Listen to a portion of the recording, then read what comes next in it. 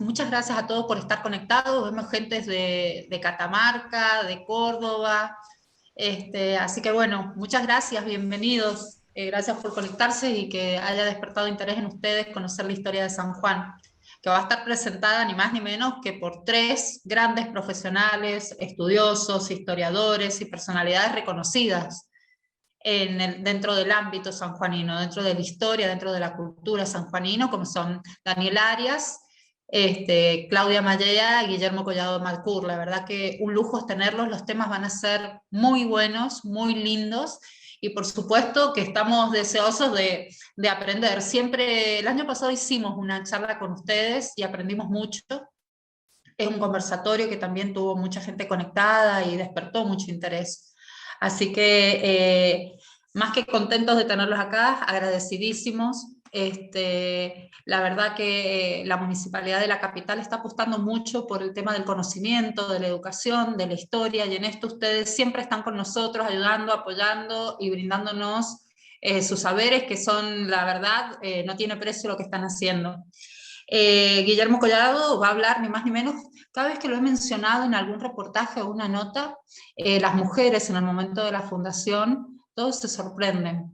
Nos ha donado un cuadro de la fundación Fernández Colabello, y existen 2 mujeres nada más en la pintura, y nos quedamos todos muy sorprendidos. Sobre ese cuadro hemos hablado mucho con Daniel también. Daniel, que nos va a hablar de los primeros años de la fundación en la ciudad, y Claudia, que nos va a hablar de los huarpes a la llegada de los españoles acá a nuestra fundación. Así que 3 temas que están unidos, que están entrelazados entre sí, y que realmente es muy rico volver a escuchar y saber y aprender sobre esto. Así que bueno, no mucho más que decir, le doy la palabra a Claudio, porque siempre digo lo mismo, pero no me gustan los currículums abreviados. Creo que se han preparado tanto que cuando hay que nombrarlos y presentarlos es muy merecido, bien merecido que estemos hablando de todos los estudios que ustedes tienen. Así que bueno, muchas gracias por estar hoy acá, muchas gracias por compartir esto con la Municipalidad de la capital, y a través de la Municipalidad llegar a todos los lugares que hoy estamos llegando. Como les dije recién, leo en el chat que hay gente que de Córdoba, de Catamarca, saludándolo a Guillermo, así que debes tener seguidores, Guillermo, por aquellos lados. Y bueno, Claudio, no sé si vos tenés preparado para leer el currículum de ellos, que me parece, y ahí se, ahí se está conectando Roberto Ronquieto. Hola Roberto, con su esposa. Así que bueno, adelante Claudio. Perfecto, bueno, muy bien. Tiene un grupo de fans, Guillermo, es nacional.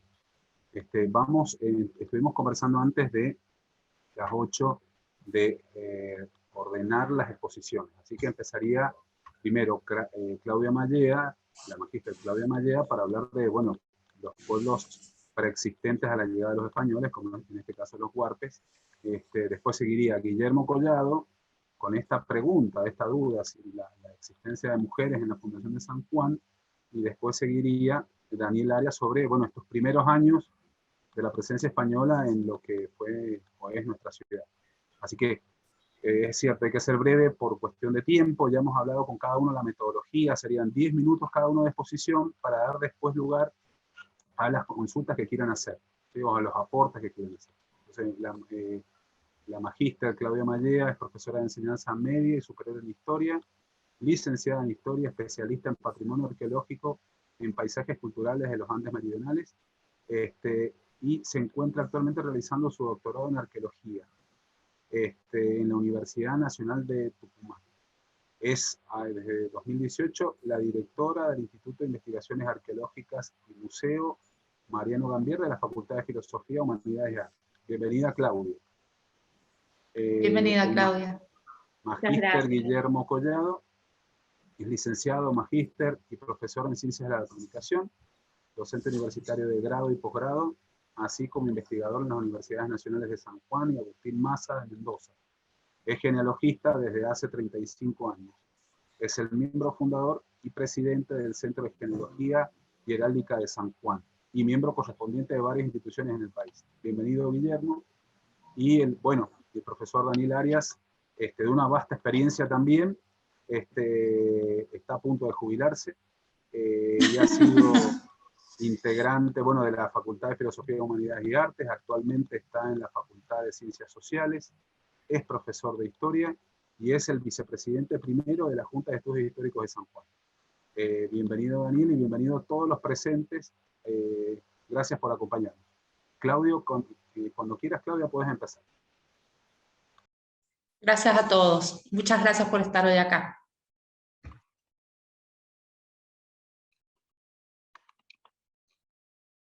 Bien, ¿me escuchan bien allí? Bien. Primero agradecer a la Municipalidad de la capital por convocarnos. En realidad es muy gratificante poder mostrar los trabajos que se hacen desde las distintas instituciones. En este caso voy a hablar de los huarpes, la última población, digamos, prehistórica a la llegada de los españoles, porque previo a los huarpes hay una serie de culturas que ingresaron a la provincia de San Juan 6.000 años antes de Cristo, y serían los huarpes los últimos que, con los que se encuentran los españoles a su llegada.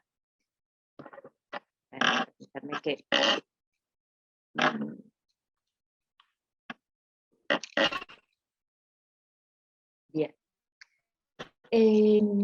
Primero me gustaría contarles cómo se logra la reconstrucción de la historia del pueblo huarpe, porque es bueno que podamos comprender cómo se llega al conocimiento de cuáles fueron las fuentes de estudio, para que bueno, podamos comprender el análisis y todo lo que hay detrás de la reconstrucción de la historia, en este caso de los huarpes.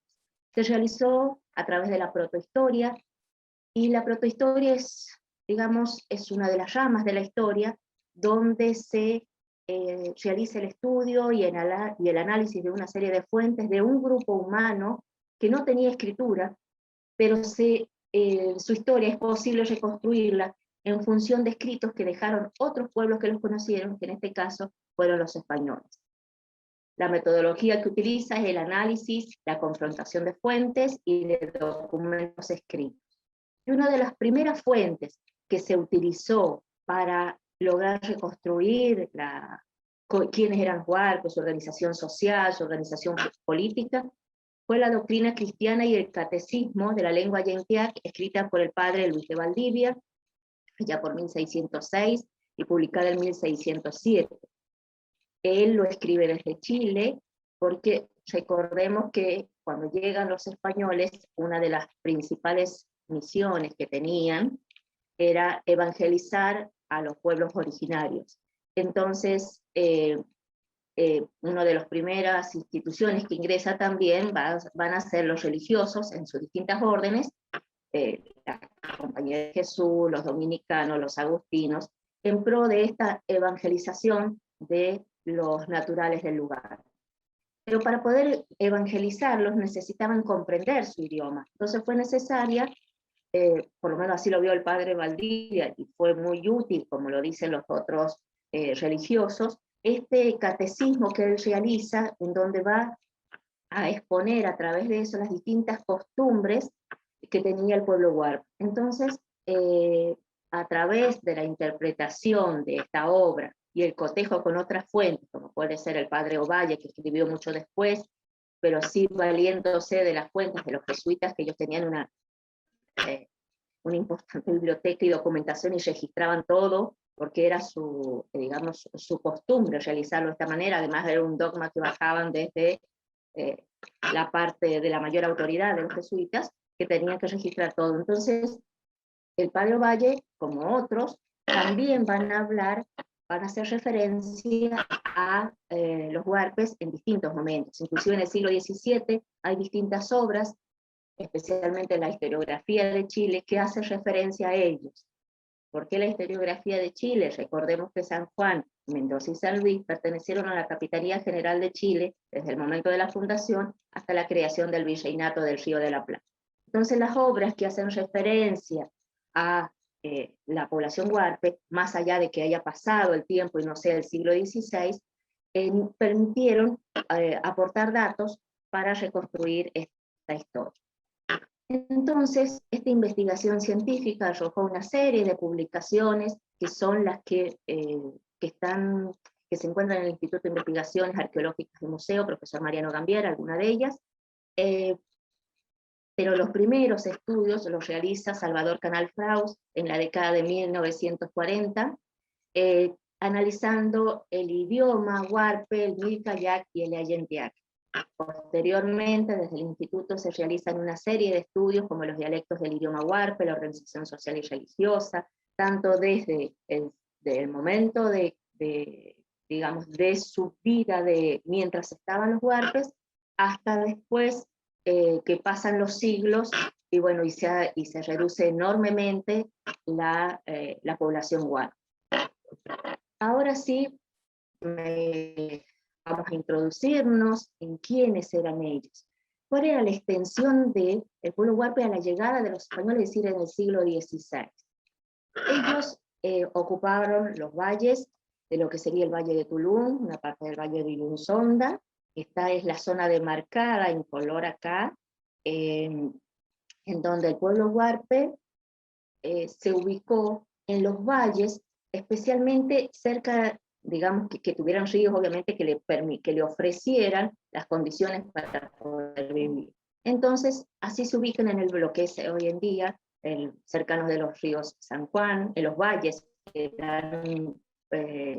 son producto de los ríos San Juan, Mendoza y Tunuyán, conocidos por ellos, no denominados de esa manera, sino el valle de lo que sería San Juan, era el valle de Tucumocaria, y los valles de Mendoza, del río Mendoza, era Huentotopuyo, y del río Tunuyán sería Uco, Jaurúa, eran las denominaciones que ellos daban a estas zonas. ¿Cuáles eran las actividades económicas? He tratado de ser gráfica en el Power para que queden algunas ideas bien selladas al momento de quien está observando y escuchando estas conferencias. Bueno, las actividades económicas eran la cacería del guanaco, del cual aprovechaban todos los recursos, porque la cacería para ellos no es como la cacería hoy en día, en que es un deporte. Era una actividad necesaria y aprovechaban todos los recursos y cazaban cuando era muy necesario. Aprovechaban la carne, los huesos, los tendones, los nervios, por supuesto que la lana del animal, todo lo que pudiesen ocupar. Además de animales menores, como por ejemplo el gandú, la liebre, la perdiz, etc.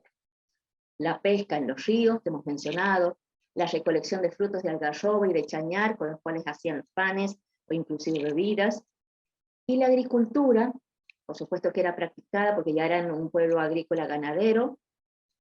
Recordemos que la agricultura llegó a nuestra provincia en el año 2000 a.C., con la cultura ancilta, pero para este momento ya es ampliamente dominada.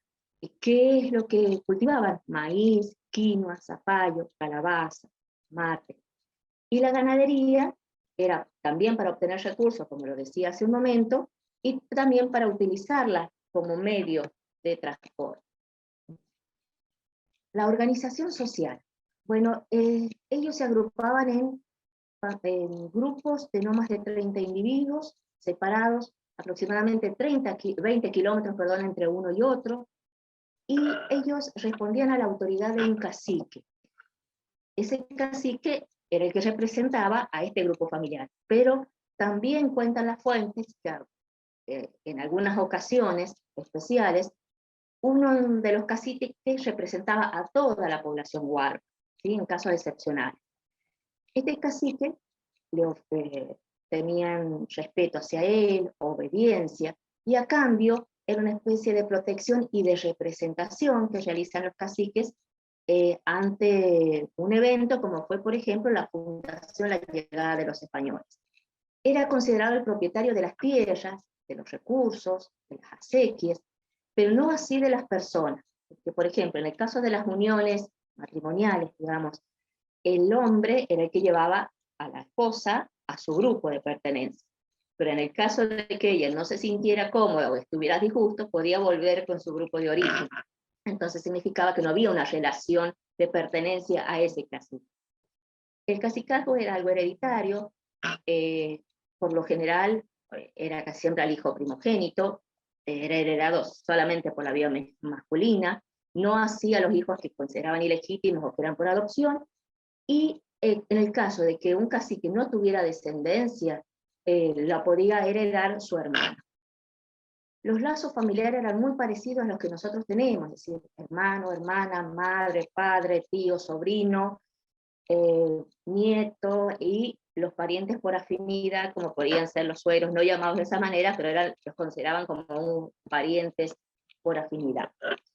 En el caso del idioma, a ver, la denominación de huarpes no fue algo impuesto por los españoles, sino que fue,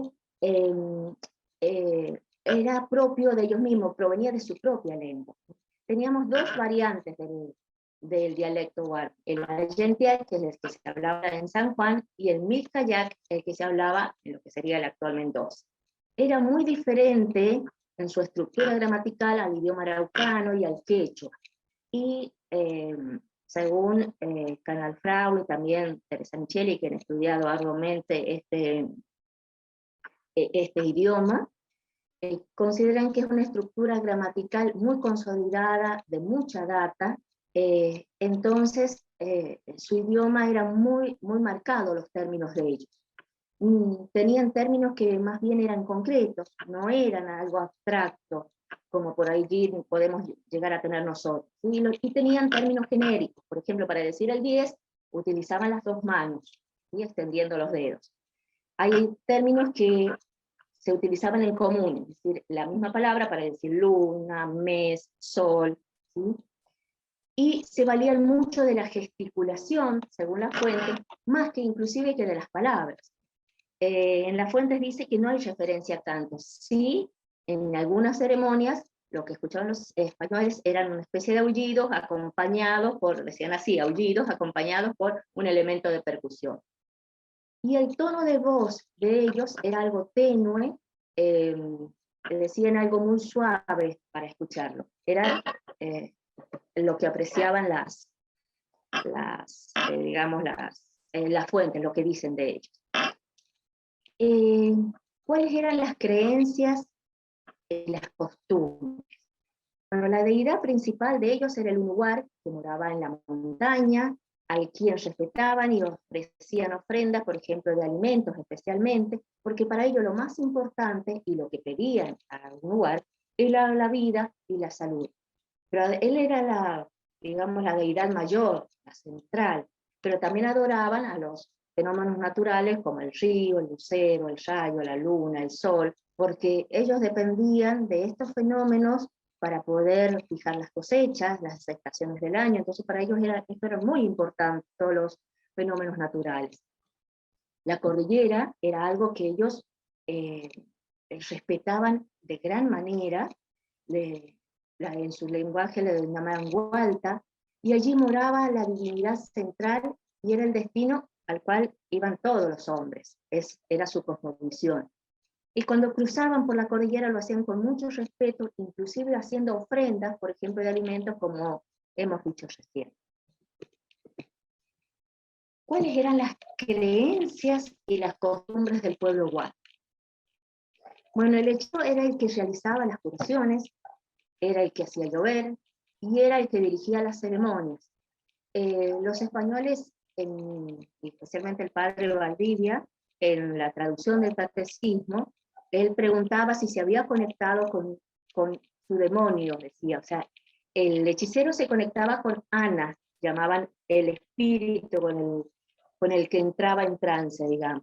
Pero para ellos no era alguien, digamos, alguien malvado o alguien malo, sino para ellos al contrario, era un espíritu benéfico para ellos. Consagraban, bueno, y en estas ceremonias, que según las fuentes duraban muchos días, donde los hombres bebían, estaban en una sola vivienda allí bebiendo, y las mujeres no podían ingresar, excepto para brindarles alimento y bebidas a ellos, donde cantaban con especies de aullidos, acompañados de elementos de percusión, y en estas ceremonias se hacían los ritos de iniciación. Pero ¿esto qué significaba? Significaba presentar a los chicos, a los jóvenes, masculinos, al pueblo como una forma de iniciarlos en la vida adulta, digamos.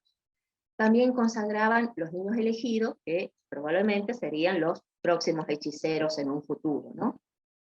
Creían en la interpretación de los sueños, tanto de los propios como de los ajenos, en el canto de las aves, y las costumbres funerarias, ellos inhumaban a sus seres queridos, digamos, lo hacían con alimentos y con vestimentas porque consideraban que la iban a necesitar pasando para morar en la cordillera, como ellos suponían que así sería. Y bueno, cuando alguien fallecía, ellos acompañaban con danza, con bebidas alcohólicas, y dice las fuentes, sin lavarse el rostro por varios días. Pero se supone, no es algo que esté escrito, que debe estar relacionado con que ellos se pintaban el rostro, entonces por eso no se lavaban el rostro durante varios días, ¿sí?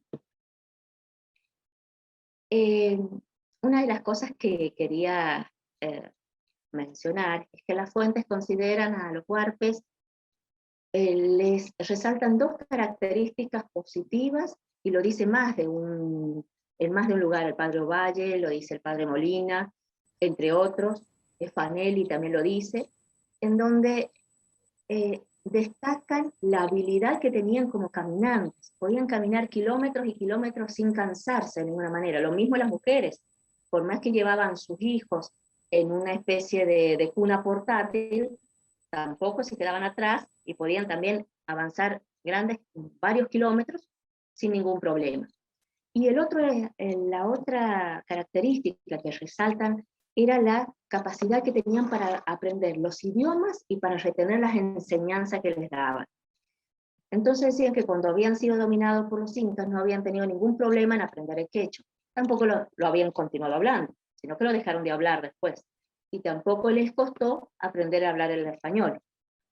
Los jesuitas, cuando iban a evangelizarlos, recordemos que eran muy pocos los misioneros, ¿sí? Que pasaban a veces un año en que iban a un solo lugar, tenían que movilizarse lentamente hasta ese lugar, con todos los padecimientos que implicaba esa evangelización. Bueno, ellos resaltaban que a pesar de haberlos visto muchos meses atrás, igual los huarpes recordaban las enseñanzas que les habían brindado ellos. Entonces, estas características las resaltan varias obras. Era un pueblo dócil, y tuvieron menor contacto con los capellanes y yacampis, que yo lo señalaba en una de las primeras diapositivas cuando mostraba la ubicación. A pesar de los capellanes y yacampis ocupar el norte de San Juan, tenían poco contacto con ellos. Sí tenían mayor contacto con los puelches y con los indígenas de Chile, pero no así con los del norte. Bueno, ya sabemos que fueron dominados por el Imperio Incaico primero, luego por el Imperio Español, y trasladados a Chile como mano de obra para las distintas actividades, bajo una supuesta legalidad que no era así. Además, la corona de España, la indicación que tenían los españoles era de tratarlos como súbditos de la corona, es decir, con respeto y de buena manera, y sabemos que eso no fue así, desafortunadamente. Los sacaron de sus tierras, los desarraigaron de sus familias, de sus lugares de origen. Muchos de ellos murieron de tristeza, murieron en el camino, en el cruce de la cordillera, por más que estaban acostumbrados a hacer el cruce, pero no era la misma, quizás, situación psicológica para poder pasarlo, ¿no? Entonces, en realidad, fue un grupo que desarraigaron de su lugar, y con el tiempo se produce este despoblamiento indígena en la provincia de San Juan. Al final he querido colocar la bibliografía con la cual se ha sustentado esta exposición, gran parte de ella es de la doctora Micheli, y bueno, agradezco por haber escuchado estos comentarios. Muchas gracias. Muchas gracias, Claudia. Muchas gracias, muy explicativo y muy rico todo lo que has explicado. Muchas gracias.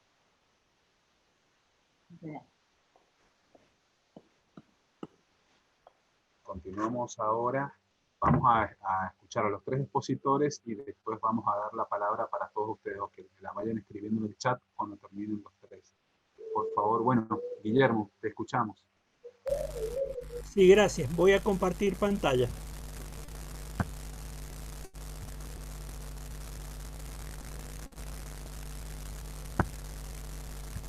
A ver.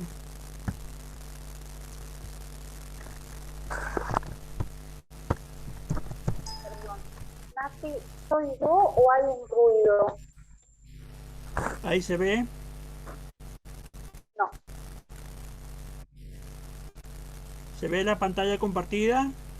No, todavía no, Guillermo. Guille, abajo, al lado de chat, tenés que apretar compartir Sí. pantalla y ahí seleccionar creí la haberlo pantalla que apretado. querés compartir.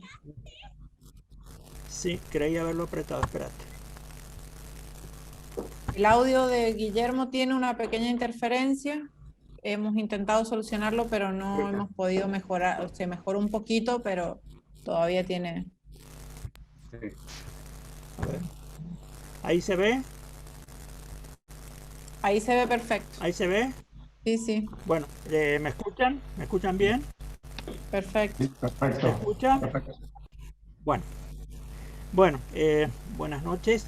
Muchas gracias por la invitación y especialmente a la doctora Sandra Barceló y al licenciado Claudio Vera por su renovada confianza.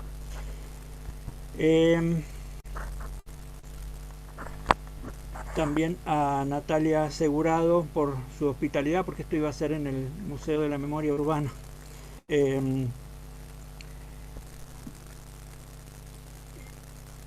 Y Marcela Segar, que está siempre presente y dando apoyo a muchas de las actividades que emprende.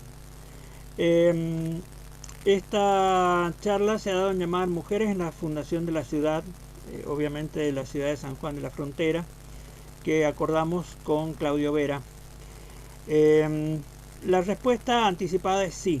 Marina Gallego, Teresa Gil y Teresa de Asensio. Me estoy refiriendo a mujeres hispánicas. Teresa de Asensio había sido considerada tradicionalmente como huarpe, pero finalmente hemos podido encontrar que cada vez hay más evidencia de que no fue huarpe, sino de una familia española radicada en el sur de Chile, es decir, que entraría dentro de las mujeres españolas. Vamos a ver un poco cómo llegan a la ciudad de San Juan y con quiénes se vinculan. Son pocos los datos biográficos disponibles, hay algunos datos genealógicos y vamos a tratar de vincularlas con ellos. Esto tiene que ser breve, como habían adelantado, no soy el único expositor, así que voy a tratar de dar un pantallazo muy general. Y después quedo abierto a preguntas si alguien quiere profundizar en algo, si está a mi alcance responderlo en este momento y si no, remitir a esa persona a las fuentes que estén a mi alcance. En primer lugar, siempre aclaro que la ciudad de San Juan de la Frontera y su jurisdicción, más o menos lo que hoy es la provincia de San Juan en República Argentina, junto con las actuales provincias de Mendoza y San Luis, formaban el corregimiento de Cuyo dentro de la gobernación de Chile del Virreinato del Perú, antes de que se creara el Virreinato del Río de la Plata. Esto hay personas que ya deben estar cansadas de escucharlo decir de mi boca cada vez que doy alguna charla que hable de la época hispánica en San Juan. Pero cuando escuchamos hablar, escuchamos decir o leemos la palabra virreinato, por lo general viene a nuestra mente algún mapa del Virreinato del Río de la Plata, de alguna revista infantil o de algún manual escolar que alguna vez hayamos estudiado. Sin embargo, el Virreinato del Río de la Plata, para la historia de un país, tuvo una vida relativamente efímera, de 30 y pico años, mientras que hemos dependido del Virreinato del Perú más de 2 siglos. Más de lo que lleva la República Argentina de vida independiente.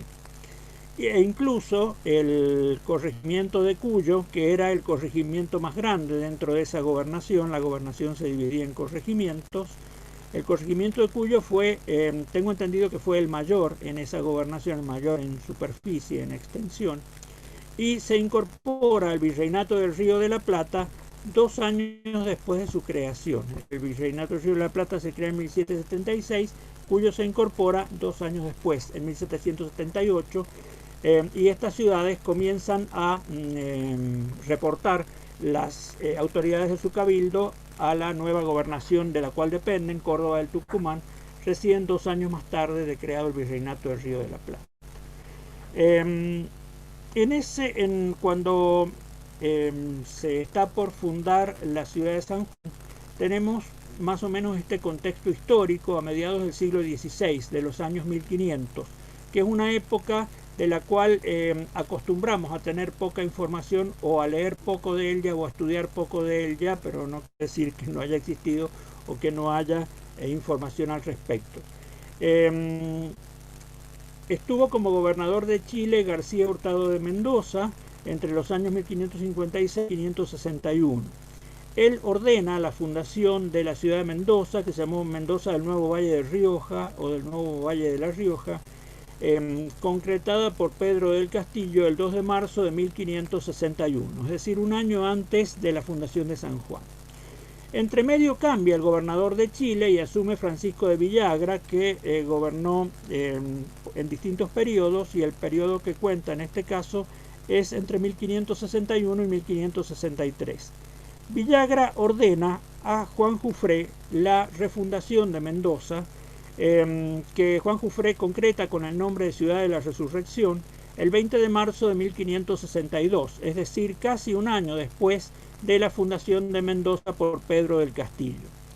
Y poco tiempo después, menos de 3 meses después, funda al norte la ciudad de San Juan de la Frontera, nuestra ciudad, el 13 de junio de 1562.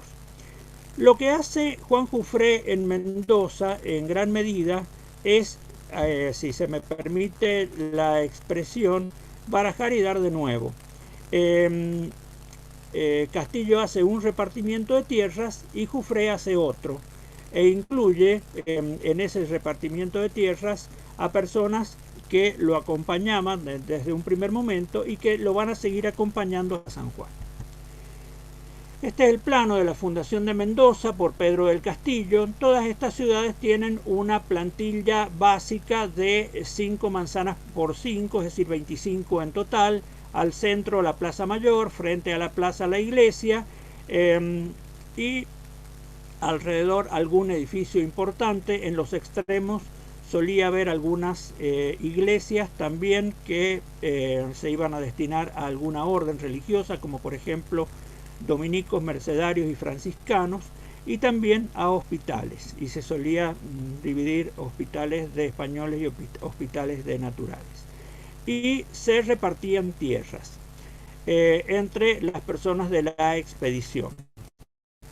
Y acá hay un dato importante en esta fundación de Mendoza por parte de Pedro del Castillo, y es que a uno de los vecinos fundadores, que fue Gaspar de Lemos, que después lo vamos a ver también en la Ciudad de la Resurrección y en San Juan de la Frontera, se le asigna un solar al igual que los demás, pero junto a él un solar para una mujer, para una única mujer de esta expedición, una única mujer española, Marina Gallego. Acá hay una transcripción, no es la original del plano, de un destacado historiador chileno y genealogista, Tomás Taller Ojeda, que tiene un libro muy interesante que se llama Antiguas Ciudades de Chile, donde aparecen los planos de la fundación de estas ciudades con el correspondiente repartimiento de tierras.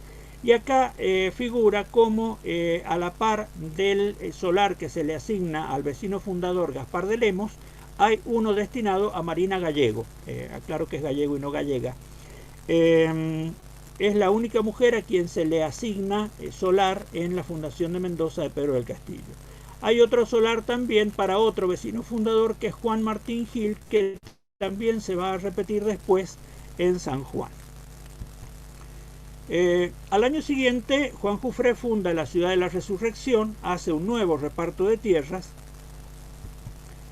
y entre ellos hay asignación de tierras, no ya al lado de Marina Gallego. Entre medio, Marina Gallego fallece, no se sabe exactamente la fecha y no se conoce descendencia de ese matrimonio Lemos Gallego. Si es descendencia de un segundo matrimonio de Gaspar de Lemos que contrae a posteriori. En otro de los repartimientos de tierra, en otra manzana de esa misma ciudad, llama la atención que uno de los solares le es asignado a una mujer menor de edad que venía en la expedición, la menor de Araya. Acá figura Araya, la menor de Araya. Había una mujer menor de edad a quien se le asigna una tierra. Se cree que venía con algún tutor y representando intereses de su padre que estaba en Chile. Después se supo que es de nombre Úrsula y que volvió a Chile como gran parte de esta población, contrajo enlace allí y finalmente quedó viviendo en Chile.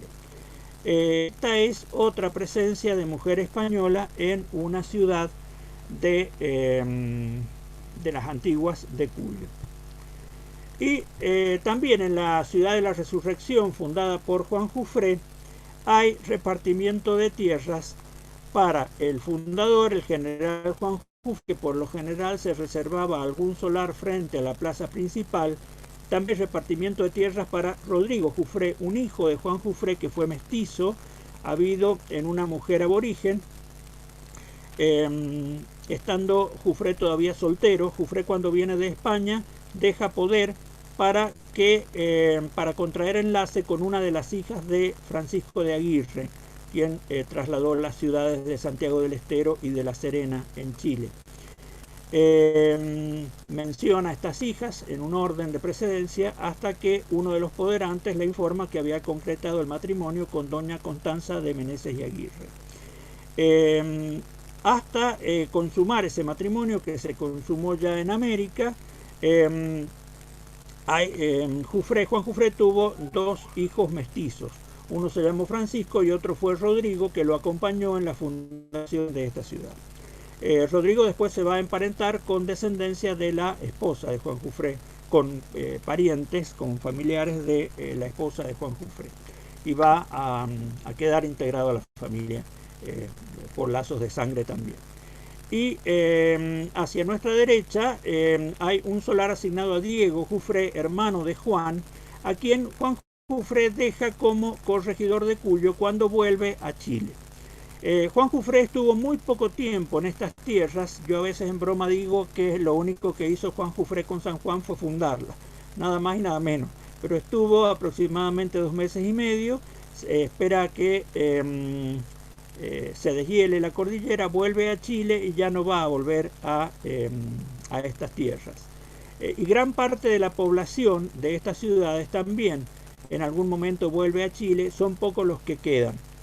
Diego Jufré es uno de los que vuelve a Chile, pero después un nieto suyo, que es un segundo Juan Jufré, va a venir a San Juan, se va a casar con una hija de un vecino fundador, Hernando Ruiz de Arce. La hija se llamó Margarita de Arce y Villavicencio, y ese segundo Juan Jufré deja descendencia en nuestra ciudad y provincia que llega hasta hoy. Estamos todavía en la segunda fundación de Mendoza.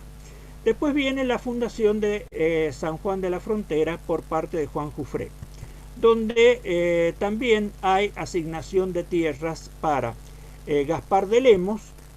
Hay 2 solares para Gaspar de Lemos cerca de la plaza principal. Este es uno en esta manzana del ángulo superior derecho, y otra en la manzana del ángulo superior inferior derecho. También hay asignación de solar a otro vecino que fue Juan Martín Gil. En esta fundación de San Juan de la Frontera no hay asignación de solares para ninguna mujer, pero de la biografía de Gaspar de Lemos publicada por los historiadores Fernando Morales Guiñazú, mendocino, y Tomás Taller Ojeda, chileno, Horacio Videla infiere que las 2 primeras mujeres españolas en San Juan fueron Marina Gallego y Teresa Gil. Teresa Gil fue hija de este otro vecino fundador, Juan Martín Gil, que tenía también asignado un solar en esta manzana que está en el ángulo inferior izquierdo. Se cree que era mayor de edad que el promedio del resto de los vecinos fundadores, y una hija suya, Teresa Gil, contrae enlace con Gaspar de Lemos y deja descendencia que llega hasta nuestros días. Horacio Videla llama a Gaspar de Lemos Palomo Buchón, porque acaparó para sí las dos únicas mujeres españolas que había en la comarca por entonces. En realidad no debieron haber sido las dos únicas, porque, como dije, doña Teresa de Asensio, que históricamente se la había, o que tradicionalmente se la había tenido por huarpe desde el siglo XIX hasta ahora, por la historiografía del siglo XIX hasta ahora, cada vez está más descartada su condición de huarpe y cada vez hay más evidencia de que perteneció a una familia española radicada en el sur de Chile. A esto se debe que en ese cuadro de la Fundación de San Juan, de Hernández Colantonio, que incluso formó parte de la convocatoria de este panel, aparezcan dos mujeres, porque esto se debe a un estudio que hizo un historiador y periodista sanjuanino destacado, Rogelio Díaz Costa, que proporcionó la información a Hernández Colantonio y proporciona la información de estas dos mujeres, Marina Gallego y Teresa Gil, y omite a Teresa de Asensio como española porque la consideraba huarpe. Ahora hay que tenerme en Teresa de Asensio y Juan Eugenio de Mallea. Juan Eugenio de Mallea es otro vecino fundador de San Juan. Había vivido ya desde la primera fundación de Mendoza con Castillo. Entonces después continúa con Juan Jufré hasta San Juan. Dice Sarmiento en Recuerdos de Provincia que fue el segundo jefe de la expedición. En realidad, ya en su tesis doctoral, Guillermo Giannini, entre otras cuestiones, probó que el segundo jefe de la expedición no fue Mallea, sino Diego Ronquillo. Hay quienes niegan incluso que haya existido el matrimonio Mallea-Asensio, pero en realidad ese matrimonio sí está documentado. Hay por lo menos 3 documentos que así lo avalan. Uno es una capellanía que Juan Eugenio de Mallea otorga a favor del convento Santo Domingo de San Juan, donde habla de su legítima esposa, doña Teresa de Asensio, que en gloria sea, como que ya había fallecido. He tenido oportunidad de consultar ese documento en el archivo del convento Santo Domingo de San Juan. Y hay otros 2 documentos que también he tenido oportunidad de consultarlos en el Fondo de Real Audiencia del Archivo Nacional Histórico de Chile, con sede en la ciudad de Santiago, que es el testamento de Juan Eugenio de Mallea, y una carta de obligación que es como un pagaré, parecido a un pagaré actual, extendida por Juan Eugenio de Mallea y su legítima esposa, doña Teresa de Asensio, a favor de una tercera persona. Esos 3 documentos prueban el matrimonio. Lo que no está probada es la identidad huarpe de Teresa de Asensio. Cada vez hay más evidencia de que no fue huarpe, sino de una familia española radicada en el sur de Chile. El mito de que fue huarpe viene de Recuerdos de Provincia de Sarmiento, que es un libro de mediados del siglo XIX. Antes de esa fecha no hay ningún documento que así lo establezca.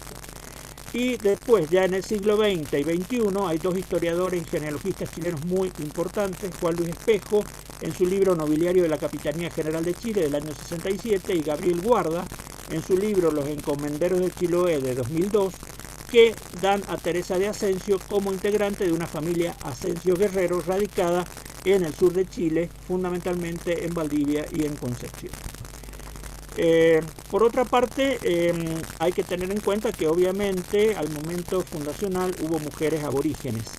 Hay un historiador, Richard Konetzke, esta cita se la agradezco a Guillermo Giannini, que establece, que sostiene o afirma que los aborígenes o indígenas fueron espectadores en estos actos fundacionales, que no quiere decir que no hayan estado. Y por otro lado, con respecto a la población africana que vino en condición de esclava, en un primer momento hubo una penetración muy esporádica en los siglos XVI y XVII, es decir, años 1500 y 1600, y ya en el siglo XVIII, años 1700, se da un tráfico más fluido. Agradezco estos datos a la genealogista e historiadora catamarqueña y amiga Alicia Moreno. Es esto lo que tengo para decir de las mujeres en el acto fundacional de San Juan. Por supuesto que hay mucho más para poder agregar, pero hemos acordado un tiempo y por respeto al panelista que continúa, dejaría acá. Muchas gracias. Muy bien, Guillermo, muchas gracias realmente. Muchas gracias, muy linda tu charla, muy interesante todo lo que nos has contado. Algún día vamos a hablar de cuáles son las familias que decís que siguen hasta la actualidad. Sí, puedo decir algo muy breve ahora. Del matrimonio Lemos Gil desciende la familia Echegaray, a la cual perteneció el fundador de Hacha, el don Juan de Echegaray, y la actual familia Vargas Echegaray. Y del vecino fundador Juan Martín Gil desciende el gobernador de San Juan, Anacleto Gil, que fue destacado, le da nombre a alguna calle, a alguna escuela, y su hijo también fue destacado, un abogado, juez e historiador, Octavio Gil, a quien le debemos un libro muy interesante que se llama Tradiciones sanjuaninas. Bueno, podemos seguir hablando. Gracias, muy amable. Gracias, Guillermo. Bueno, Daniel, te escuchamos atentamente, por supuesto. Hola, ¿me escuchan? Hola. Sí, sí. ¿Me escuchan? Sí. Bueno, muchas gracias al municipio, a Sandra, a Emilio Baistrocchi, señor intendente, a Sandra como secretaria de Cultura, a Claudio como director, por haberme dado la oportunidad de participar. Yo voy a dar algunos aspectos tal vez novedosos en relación a los primeros años de la vida de lo que es actualmente San Juan, fundada San Juan de la Frontera en Tierra de Huarpe, tal cual reza el acta de la fundación. Nosotros tenemos que primero situarnos. Esto quiere decir que tradicionalmente la historiografía se centraba en las fundaciones, en los fundadores y en los gobernantes. A partir de mediados del siglo pasado, con la Escuela de Malbrox, nos hemos empezado a interesar en todo aquello que hace a los que viven la historia y padecen la historia, o sea, a la gente. Y las costumbres y las cosas que tuvieron que vivir en su época. Porque esta línea de los gobernantes y de sus realizaciones partía del preconcepto falso de que todas las documentaciones oficiales eran válidas. Y ha ocurrido, y muy bien la Escuela Francesa de los Anales, con Malbrox, prueba que esto no es así, que muchas veces muchos documentos oficiales son con intencionalidad. Por ejemplo, como bien hizo mención Guillermo, en esto de Pedro el Castillo y Villagra. Esto es fundamental. Él dijo barajar y dar de nuevo. Esto es lo fundamental. ¿Por qué? Porque Pedro el Castillo es enviado por García Hurtado de Mendoza y es enviado para repartir tierras. Y como estos eran capitulaciones, cada fundador y cada uno de estos que enviaba, en este caso a San Juan, la provincia se denominaba provincia transmontana. Del otro lado, del lado oriental de la cordillera Nevada. No se llamaba cordillera de los Andes, por supuesto. Y a raíz de la superficie que le había otorgado el virrey del Perú, que son 200 leguas de latitud o sea, por mediados del Tucumán. De ahí la celeridad con que es enviado Aguirre a fundar el 1556 Santiago del Estero, cuando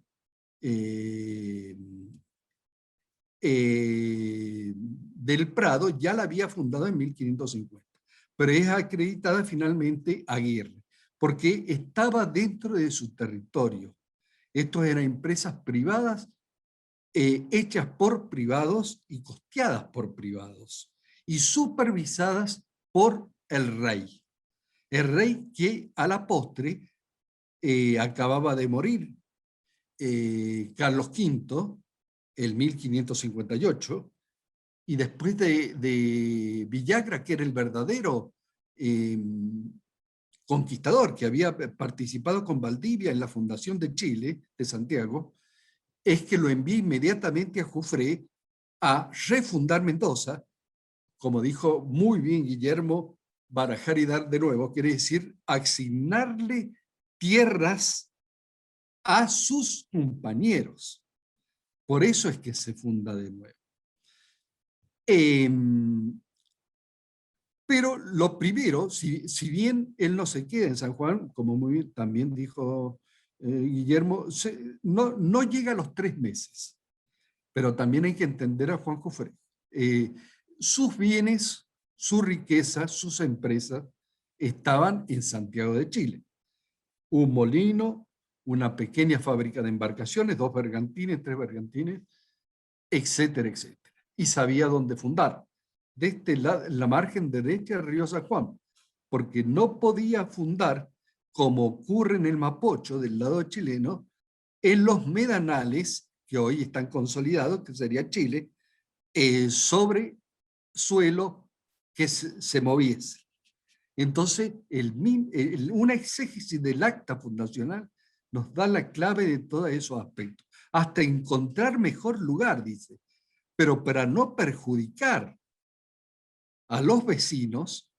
Vecino era distinto de los que iban en la expedición, otra de las confusiones que tenemos, son 23 vecinos, lo que no significa que fuera toda la expedición, porque había carpinteros, había orfebres, había otros que son los que trabajaban. ¿Cómo es que Juan Jufré se encarga de estos primeros años de San Juan, de la frontera, de acuerdo a cómo reza un documento? Este es de 1678, pero el documento ha sido hecho en 1568. Lo primero es, y nos recordamos nosotros, la reconquista mora en el sur mismo de la península ibérica. Él pide a su majestad, don Felipe II, de la excepción.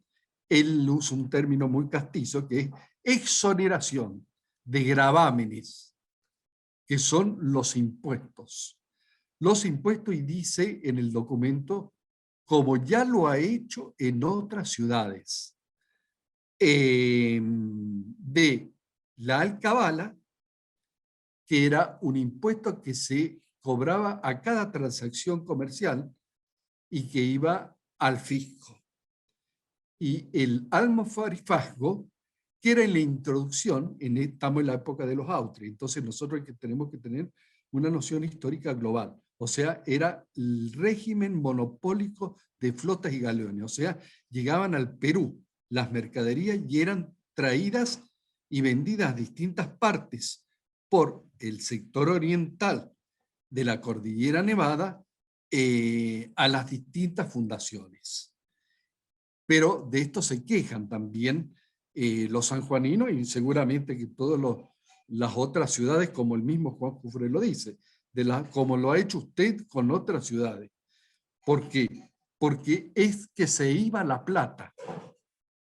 O sea, intercambiaban, compraban y vendían, traían cosas que, porque el almofarifajo es para la incorporación de mercaderías como hoy día diríamos importación de bienes y también se pagaba. Y se pagaba con pasta de plata. Moneda no, porque no había moneda todavía. Era muy escaso los materiales, el hierro, por eso los clavos eran de madera, usaban los distintos tipos de madera. Otro inconveniente muy, muy grave que marca Juan Jufré, de la excepción de los impuestos, como nos pasa ahora en la pandemia y que tanto reclaman, ¿no? Porque hay permanencias en la historia universal, es las continuas invasiones del sur. Porque entre los indígenas, los huarpes que se les llamaba domésticos, que como dice las fuentes, que es Lariño y Lizárraga, cronistas de la época, dice el huarpe era abocado y poco adepto a la guerra. O sea, que colaboró y mal le fue con colaborar porque los encomenderos eran bastante distintos a los fundadores y a los religiosos que fueron trasladados por la fuerza, aunque tenían un estado legal que se llamaba de adopción punitiva, que quiere decir hasta que es como cuando alguien hasta que alcanza la mayoría de edad.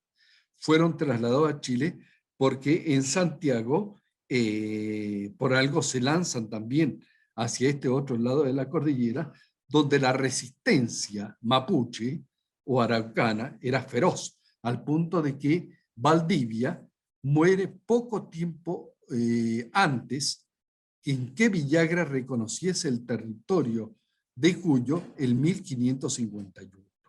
Pero por eso es que después le toca y que no le correspondía a Hurtado de Mendoza ser capitán general de Chile, perteneciente al virreinato del Perú. Lo otro, las pestes. Las pestes eran una ciudad que todavía no estaba urbanizada, pese a que la cuadrícula era para evitar las pestes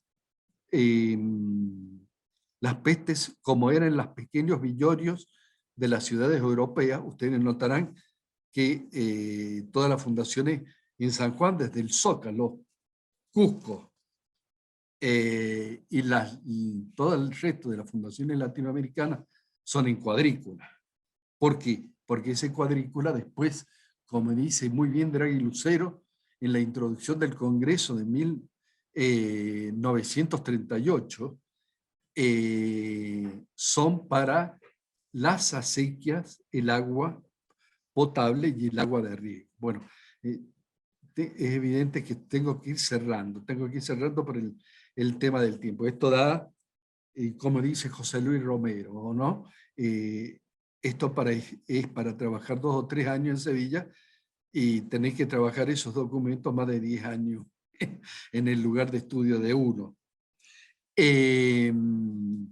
Lo otro que se quejan, y es importante, y es que cuando estaban ausentes, muchas veces los gobernadores se quedaban con las encomiendas. Y eso motivó muchas causas jurídicas, civiles, que se tramitaban primero en Santiago y posteriormente en España de acuerdo al monto en que se litigaba. Bueno, en palabras que dice el documento, por el mismo Juan Jufré dice: andamos con las armas en la mano ante las posibles invasiones indígenas del sur. Bueno, la ciudad de San Juan, por los visitantes de la época y por el mismo Lizárraga, que después pasa por San Luis, un poco en forma posterior, en 1598, dice, era poco diferente, un poco mejor que, digamos, las aldeas indígenas de la época, los quinchos. De ahí viene la palabra quincho. que estaba en Chimba y estaba en Concepción, que era un pueblo viejo, de ahí viene la palabra pueblo viejo, que Micheli también lo ha nombrado tan exhaustivamente. Bueno, hay mucho más para hablar, ¿no? Pero nos quedamos hasta acá, esperamos las preguntas, tal vez puedan surgir más cosas. Bueno, muchas gracias por escucharme y buenas tardes, espero las preguntas. Muchas gracias, Daniel, como siempre. Muy lindo tu Gracias. aporte, muy lindo tu conocimiento y tu relato. La verdad, muy bien contado para que todos podamos disfrutarlo. Bueno, Tal vez pueda decir la fuente. Esto es Chile 19, caja 5, expediente de cartas y expediente de cabildos seculares. Esta es la fuente. Ah, perfecto. Sí, no se veía, vimos el papel, pero te imaginas que no lo leemos. Uy, esto es grave lo del papel. Hemos visto que hay escrita una pregunta, pero bueno, nos van diciendo y vamos habilitándoles los micrófonos, Nati va habilitando, pero hay una pregunta para Guillermo. Que no sé si la leíste, Guillermo, si no la busco. Estaba sobre... Lemos. Sí, sobre Lemos y ventas de unas tierras que se habían hecho en Córdoba. Sí, esa le respondí en privado. No tengo evidencia de que hayan sido parientes. Eso sí se me quedó en el tintero. No se sabe bien de dónde procedía Gaspar de Lemos. Los libros de historia o de genealogía que hablan de él dicen que nació en España, dan una fecha aparentemente tentativa en 1535, 1538, pero nada más, no dicen en qué parte de España.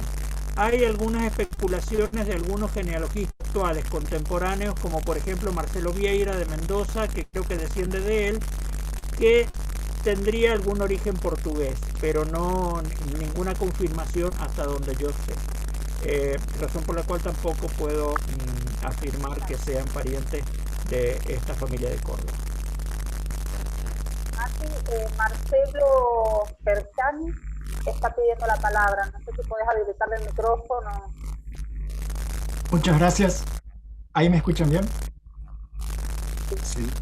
Bueno, muchas gracias por la invitación. Saludo a San Juan en el mes de su fundación. Ha sido un gusto participar de estas exposiciones muy nutritivas, como digo siempre cuando aprendo, y eso me gusta. Yo le quería preguntar a Claudia si podría ampliar esta cuestión de las diferencias en el lenguaje o en el habla entre San Juan y Mendoza en el tiempo de los huarpes, en los dialectos, y a Guillermo preguntarle si ya podemos dar por cerrado el caso de Teresa de Asensio y confirmar que no era huarpe sino española, para no continuar con esa cuestión. La documentación lo habilita. Preguntarte también qué quiere decir salteado en el plano de la ciudad. Y a Daniel me gustaría preguntarle si desde esos primeros años y los vecinos que participan en la fundación, bueno, quizás Guillermo también pueda responder. Esto pregunto porque es lo que estudio en Catamarca y me interesa. Si pueden determinar líneas familiares que han perdurado en el Cabildo, por ejemplo, o por lo menos hasta la desaparición del Cabildo, y que reconozcan descender de vecinos fundadores de la ciudad. Muchas gracias. Bueno, contestando su pregunta, sí, y antes que me olvide, cualquier cosa, hay publicaciones que están digitalizadas, cualquier cosa, si usted quiere colocar después su correo para enviársela, sería también muy interesante, ya que uno no se puede extender mucho, ¿sí?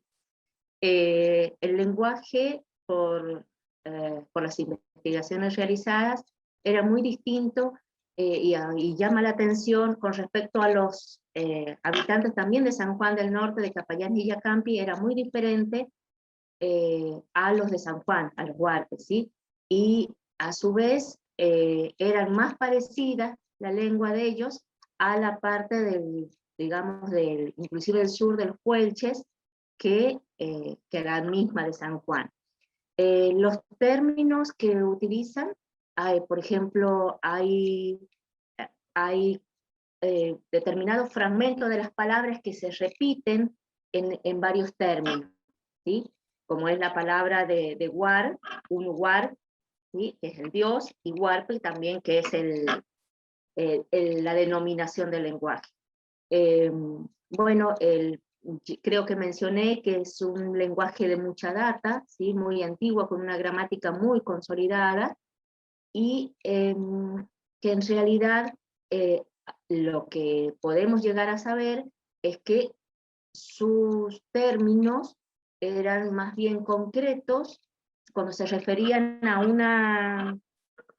un determinado elemento. No podían construir, digamos, las grandes oraciones como nosotros podemos expresar quizás emociones, sentimientos, sino que ellos lo hacían más bien con cosas concretas.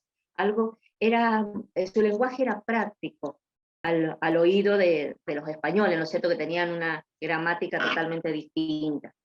Y como le digo, no es fácil la traducción de ellos. La doctora Teresa Micheli sí ha podido hacer la traducción de varios de estos términos, que después, como le digo, puedo acercarle digitalmente estos trabajos.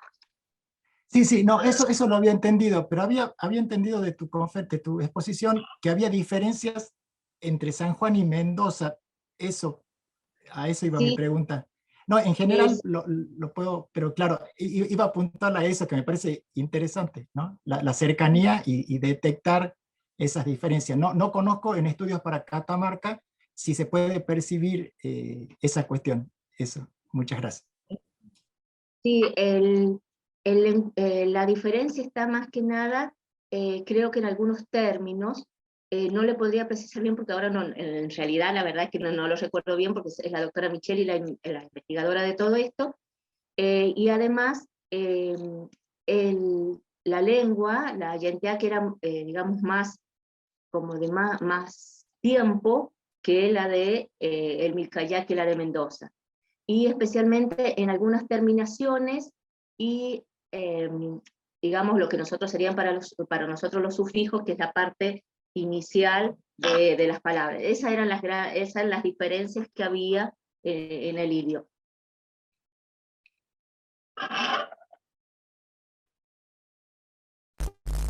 Bueno, ahora respondo yo. Espero acordarme de las preguntas, Marcelo.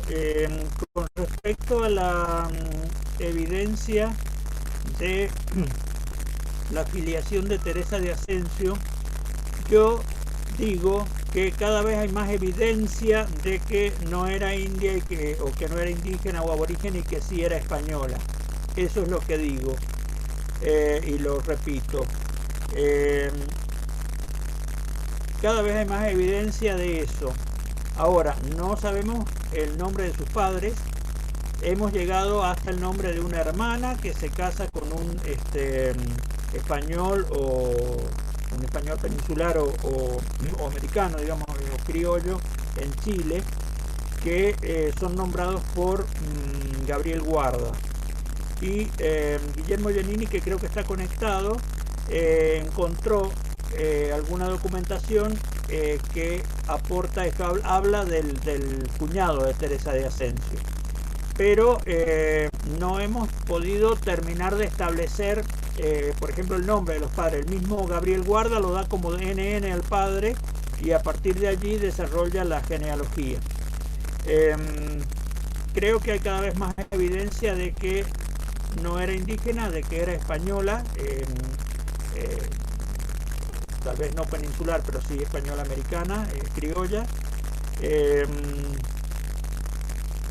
pero sería bueno que pudiéramos encontrar algún documento más. Con respecto a la descendencia de vecinos fundadores y su presencia en el Cabildo, creo que no sería muy difícil poder establecerlo, sabiendo quiénes fueron, conociendo algunos datos genealógicos, algunos datos filiatorios de más de un vecino fundador. En esto es importante un libro de un genealogista mendocino de origen sanjuanino y radicado en Estados Unidos, que se llama Calixto Calderón. El libro se llama El San Juan Colonial, que yo no lo he visto en ninguna librería ni biblioteca de San Juan, lo encontré en Mendoza. Empezó siendo un artículo publicado en el boletín o revista del Centro de Estudios Genealógicos y Heráldicos de Córdoba, hoy Academia Argentina de Genealogía y Heráldica, y después lo hizo libro, que habla de San Juan del siglo XVII, de los años 1600, y allí se pueden rastrear descendencias de vecinos fundadores. Y por otro lado hay una obra importante que es de Olga Salinas de Vico, que recuperó o rescató o recopiló las actas capitulares de San Juan, las actas del Cabildo, y también las plantas funcionales del Cabildo, es decir, quienes ejercieron cargos en el Cabildo que estén plasmados en las actas. Esa información, los borradores me los pasó, tuvo la deferencia, la generosidad de pasármelos, y ella incluso publicó un artículo interesante en la publicación de nuestro Centro de Genealogía y Heráldica sobre los corregidores de San Juan y algunas líneas descendientes, creo que tomó la familia Quiroga. Sí, ese trabajo, si no está hecho, se puede hacer con cierta facilidad, porque son familias de las cuales hay bastante documentación. Sí, mi pregunta iba más bien a si se había hecho, ¿no? Porque sí, es fácil, pero no sabía si a alguien le interesó. Sí. Bueno, vos, Guillermo, hiciste las líneas de gobernadores y primeras damas, que más o menos los antepasados están por el Cabildo. Sí, yo hice la descendencia de Diego Jufré, el hermano de Juan, a través de ese nieto que es el genearca, el patriarca de la familia Jufré en San Juan, que llega hasta nuestros días, como antepasados de la mayor parte de los gobernantes y primeras damas sanjuaninos del siglo XIX, del primer siglo de vida libre de San Juan. Pero tomé solo gobernadores y primeras damas, no tomé cabildantes. Muchos de ellos, digamos, los gobernadores no, pero antepasados de gobernadores sí fueron cabildantes. Como cabildantes no lo he hecho, pero no creo que no costaría hacerlo, no costaría mucho hacerlo, tal vez tiempo, pero creo que los datos están bastante a la mano. Sí es interesante ver la transición de los últimos cabildantes y los primeros diputados provinciales. Por ejemplo, que este año se cumple el centenario de la creación de nuestra legislatura provincial, el bicentenario de la creación de nuestra legislatura provincial, y muchos cabildantes después fueron legisladores provinciales, porque habían sido cabildantes ya pasado 1810. O sea, después de la declaración, después de la emancipación, después de la declaración de la independencia, el Cabildo siguió existiendo por unos años y siguieron eligiendo autoridades y dándose autoridades. Y muchos de esos cabildantes después fueron diputados provinciales. Vos sabés, Guillermo, que interesante.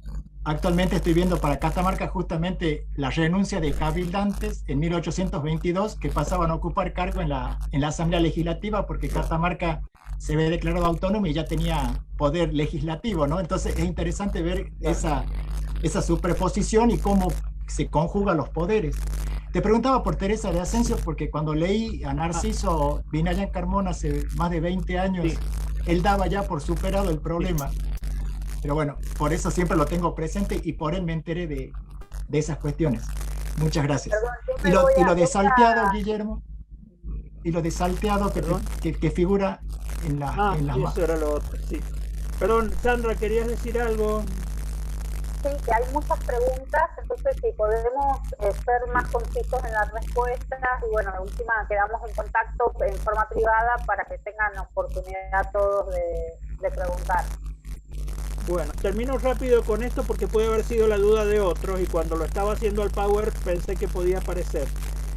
Creo que tenemos que cotejar la versión original que la tengo del archivo de Indias de estos planos, que me la mandó un historiador mendocino radicado en La Rioja, Ernesto Palacio, con esta transcripción que hace Taller Ojeda, que es interesante, es muy útil, pero por ahí se desliza algún errorcito. Creería que son solares, fueron asignados, pero que no figuraban en el plano original, no estaban explicitados en el plano original, me parece. Entonces, en el acta figuran con asignación de tierra, quizás con descripción de dónde se encontraba el solar, pero no aparecían en el plano. Y el que transcribe el plano lo incorpora, creo, pero eso lo tengo que estudiar.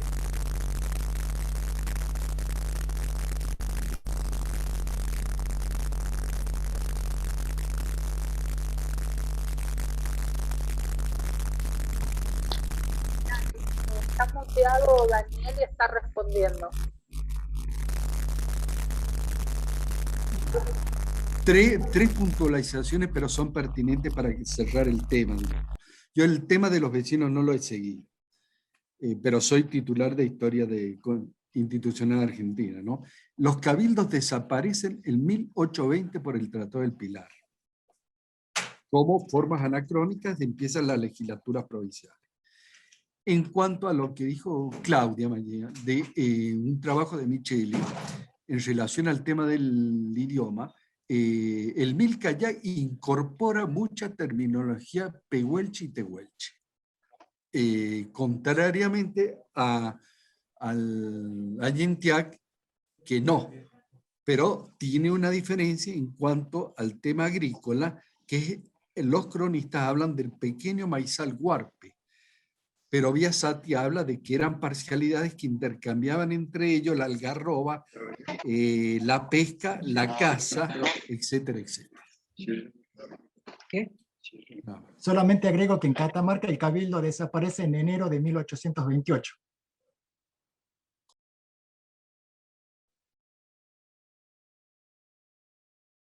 Está Gonzalo Bustos, que también quiere hacer una pregunta.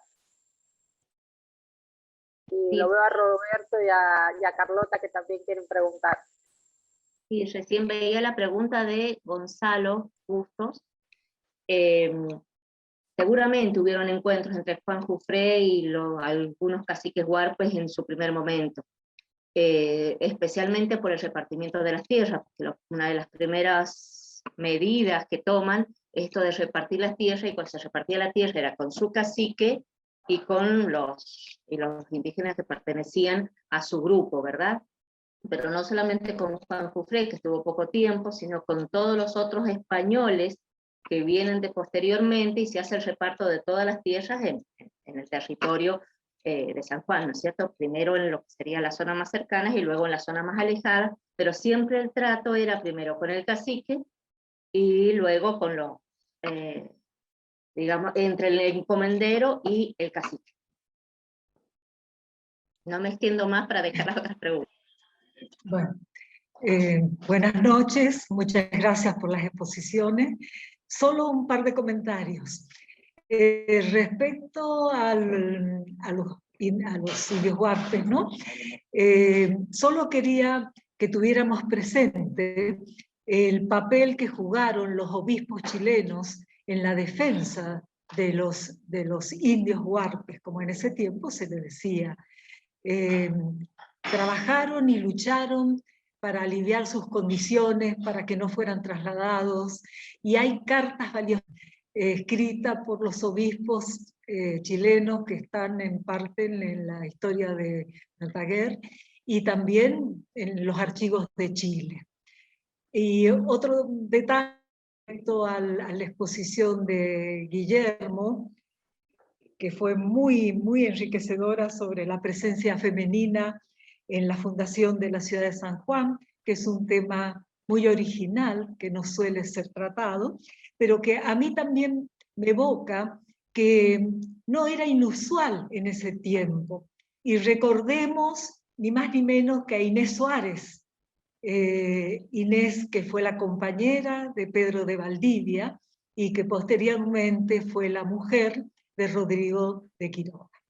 También muy valiosa la exposición de Daniel sobre aspectos económicos sociales, y recordando el papel de Juan Jufré en Santiago de Chile en forma posterior a la fundación de estas dos ciudades. Muchas gracias. Carlota, solamente decirte que nuevamente Claudia hizo referencia a los esclavos, que es algo que hablamos mucho cuando tuvimos la conferencia anterior de Ana Garreta, ¿no? Los esclavos que estuvieron acá en San Juan durante tanto tiempo. Yo quería agregar algo reforzando la última participación, que es algo muy importante, que es en relación a esto de los obispos, porque está consagrado como verdad histórica, es la acción de la Junta de Poblaciones de Chile, que funda Jáchal y San Agustín de Valle Fértil el 1749, por González Melgarejo y Ortiz de Ocampo de Rosas, o sea, el abuelo de Juan Manuel de Rosas, que corta definitivamente el traslado de indígenas a Chile por parte del suelo que actualmente es el territorio argentino. Y lo tiene muy probado, inclusive el mapa y localizaciones, el restablecimiento de familias huarpe en el área lagunar, Santos Martínez, en una obra que él fue presidente del Consejo Iberoamericano para las Becas en España, y tiene un manual donde está la localización y los nombres de esas familias reinstaladas en territorio del Cuyum, que involucraba en las actuales Mendoza, San Juan y San Juan.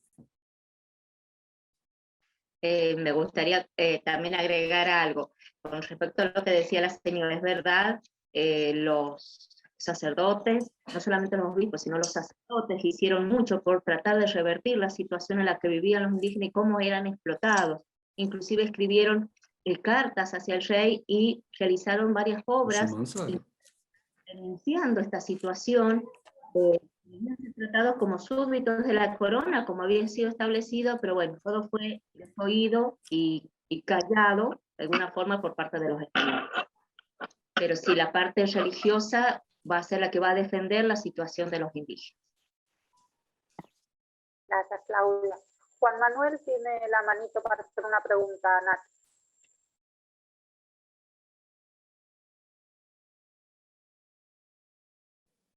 Juan Manuel, puedes activar el audio y hablar si quieres. Buenas. Quería hacer una aclaración con respecto al tema que habló Daniel.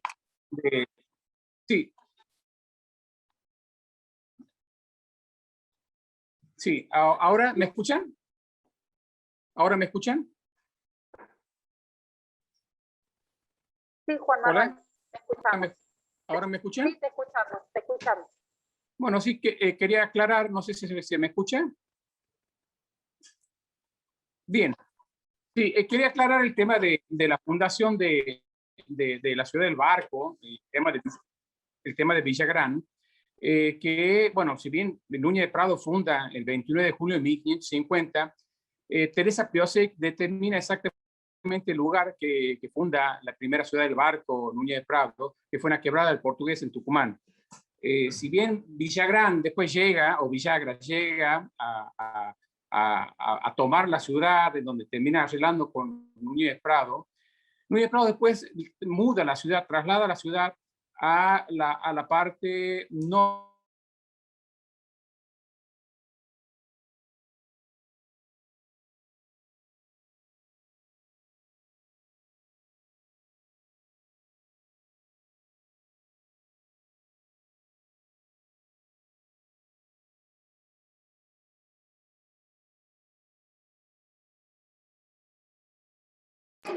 Me parece que Juan Manuel ha perdido la señal.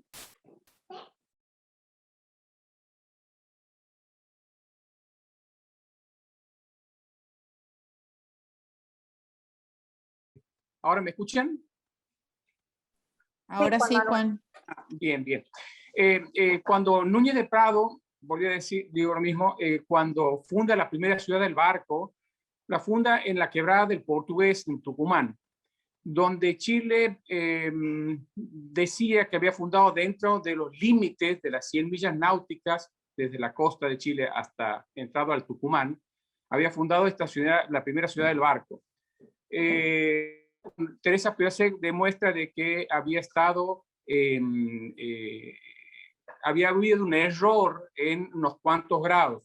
Pero de todas maneras, cuando llega Villagra, enviado por Valdivia, Núñez de Prado termina arreglando con ellos y decide mudar la ciudad, nuevamente la muda a los valles Calchaquí, al norte de Santiago y Salta, que sería el Barco 2, la nueva fundación. Después decide mudar de nuevo la ciudad de Núñez de Prado por un tema que tenía de falta de alimentación. Los originarios o los calchaquí eran muy belicosos y decide trasladar la ciudad hasta el actual emplazamiento aquí en Santiago del Estero y le cambia el nombre, le pone Ciudad del Barco y Nuevo Maestrazgo de Santiago. Llega, después de esta situación, Valdivia lo envía a Francisco de Aguirre y Francisco de Aguirre toma preso a Núñez de Prado y muda la ciudad a 1400 metros o 2 tiros de arcabuz que le llevaban en su momento y le cambia el nombre y le pone Santiago del Estero, y eso fue el 25 de julio de 1553. El tema es que sabemos que Teresa Piasek lo dice ya en su libro Poblar un pueblo y demuestra de que Núñez de Prado se había fundado dentro del territorio del Tucumán que le comprendía al Perú y no a Chile. Entonces, bueno, pero en su momento se pensaba, hubo otro cálculo ahí. Y el tema es que aquí hoy por hoy Santiago del Estero lo tiene como fundadora Francisco de Aguirre por un decreto que sale en el año 1950, donde lo declara Francisco de Aguirre fundador de Santiago del Estero. Si bien ese decreto dice que hasta tanto no encuentre una documentación que diga en contrario, se lo toma Francisco de Aguirre. Pero ya tenemos hoy otra documentación que dice en contrario, donde Ramírez de Velasco, gobernador en el año 1590, le pide a su escribano que busquen las actas de las fundaciones y busque todas las actas de las actas capitulares de la provincia, y él encuentra un acta donde dice que él da fe en 1590 que tiene el acta de la fundación y dice que Núñez de Prado fundó la Ciudad del Barco y de Nuevo Maestrazgo de Santiago el 29 de julio de 1550 y que Francisco de Aguirre tomó la ciudad, la mudó y le cambió el nombre. Entonces esto demuestra ya a las claras de que no fue fundador Francisco de Aguirre. Además, Francisco de Aguirre ni siquiera tenía una autorización del virrey o del rey para fundar una ciudad. Lo mismo pasó con Pedro de Mendoza en Buenos Aires. En Buenos Aires están diciendo de que la primera fundación ha sido en 1536 y eso no es real porque Pedro de Mendoza era un adelantado que no tenía potestad real para fundar un pueblo. No tenía todos los derechos en los papeles. Entonces lo que hizo Pedro de Mendoza es fundar un puerto o un fuerte en esa zona. ¿No? Es decir, entonces la legalidad en toda esta situación la tuvo siempre Núñez de Prado y no Francisco de Aguirre. Gracias, Juan Manuel. Quiero aclarar que Juan Manuel es el director general del Archivo de Santiago del Estero. Así que muchas gracias por tu compañía y tus aportes en esta hora que estamos hablando de fundación y de mucha historia. Sé que había estado Cristian Cofré también dando unas pautas en el chat. No sé si querés hablar, Cristian, si querés hacer para ir cerrando ya la charla del día de hoy e invitarlos a que próximamente el 30 vamos a tener la presentación del libro de Arancibia. Y bueno, los conversatorios son algo que nosotros queremos mucho, que nos hemos habituado en esta normalidad que tenemos hoy en día y que seguramente vamos a seguir hablando y juntándonos para hablar de historia, que nos gusta mucho, que lo propiciamos de la Municipalidad de la Capital y que realmente Emilio Beltrotti, nuestro intendente, apoya muchísimo. Cristian, ¿querés hablar? Bueno, simplemente quería aprovechar de saludarles Les hablo del otro lado de la cordillera. Se nota tu tonada. Pero, oye, pero es como estar en casa, porque estamos hablando de Chile todo el rato. Es la misma historia que sé yo, digamos. Así que es lo mismo. Un gusto, fueron muy buenas charlas. Yo les agradezco esta oportunidad. Puedo compartir. De hecho, el tema de Claudia en particular me llamó mucho la atención, porque hay algunas distinciones, diferencias con lo que uno entiende de, por ejemplo, el pueblo mapuche, que hemos estudiado un poquito más en Chile, en cuanto a temas sociales. Entonces, es súper interesante. Yo puntualizaba algunas cosas nomás de las fundaciones y del mediados del siglo XVIII, que obviamente es muy distante de esta época, pero que en el fondo sí se le daba alguna especie de participación también en las ciudades a los indios huarpes que estaban ahí. Y por último, respecto al siglo XVI, que también es un siglo que me encanta,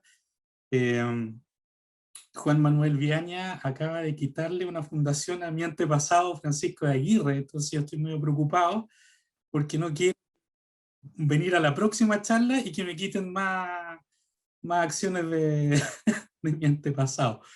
Y como dice ya Guillermo, que hay descendientes de Juan Jufré, etc. Bueno, yo soy descendiente de Juan Jufré, y su suegro era Francisco de Aguirre, así que por eso me viene ahí doblemente y cuando hablamos de genealogía, y estamos hablando de Chile y Argentina, Juan Jufré, más allá de la fundación de San Juan de la Frontera, también fue uno de los principales, yo diría que personalidades que estuvieron en Chile durante la conquista, digamos. O sea, qué sé yo, uno siempre rescata a los gobernadores, Villagra, Quiroga, Pedro Valdivia, lógicamente, Francisco Aguirre, pero yo diría que Juan Jufré es el que ocupa inmediatamente un puesto relevante, ¿eh?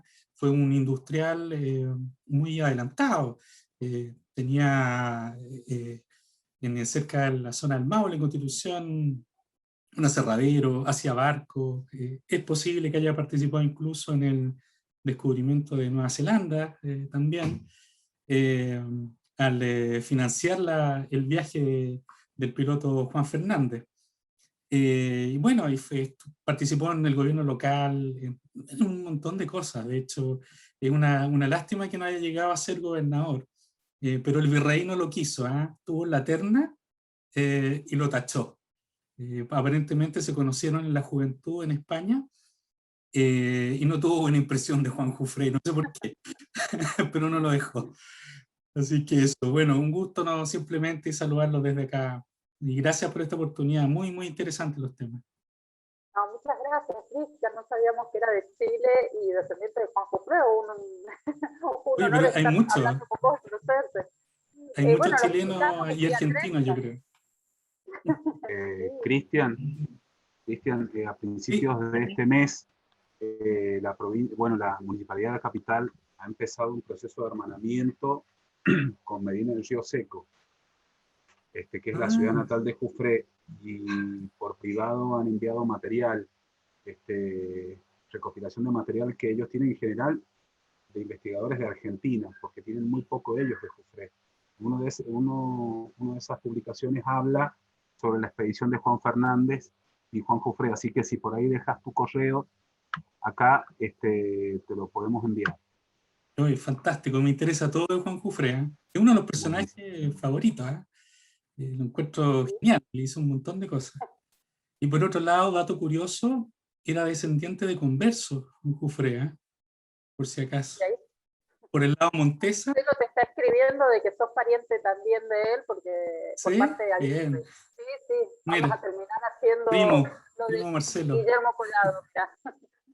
Bueno, vamos a ir cerrando porque se ha extendido mucho, pero los invito nuevamente el día 30 de este mes a las 20 horas. Vamos a estar con la presentación, como les dije recién, Historias de nuestra ciudad. Es un libro de Juan José Arancibia y que seguramente estaremos hablando de este tema nuevamente, así que los esperamos y para compartirlo, para debatir y para escucharlo a Juan José.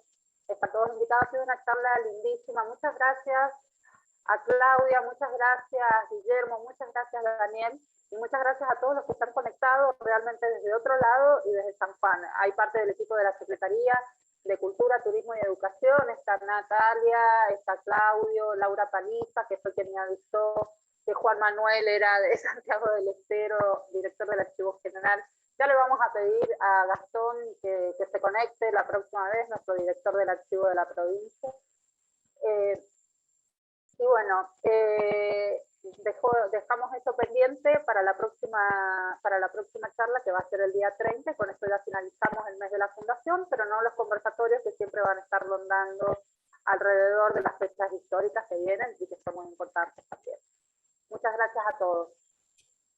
Muchas gracias. Buenas noches. Buenas noches, gracias. Gracias.